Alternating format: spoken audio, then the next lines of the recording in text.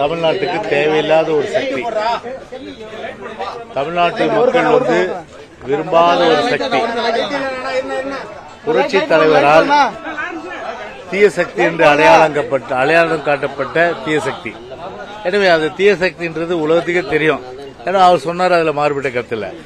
ஆனால் எங்க அப்பா குதிரைக்குள்ள இல்லைன்றது எங்களுக்கு என்னத்துக்கு அந்த பிரச்சனை? எங்களுக்கு அதாவது ஆண்ட கட்சி, ஆளுகின்ற கட்சி, ஆண்ட கட்சி தான் தமிழ்நாட்டில் 32 வருஷம் அனைத்து இந்திய அண்ணா திராவிட முன்னேற்ற கழகம் ஆண்ட கட்சி. அது ஏன் அதுக்கு முன்னாடி காங்கிரஸ் இல்லையா?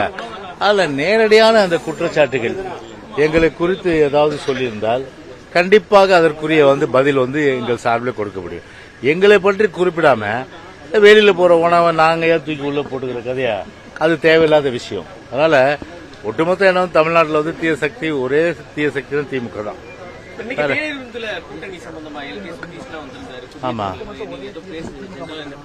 டீ சாப்பிட்டோம், சிரிச்சு பேசிட்டு இருந்தோம், மகிழ்ச்சியா இருந்தோம், சந்தோஷமா இருந்தோம். இதான் நடந்தது. வேற என்ன நடக்கணும்னு சொல்றீங்க?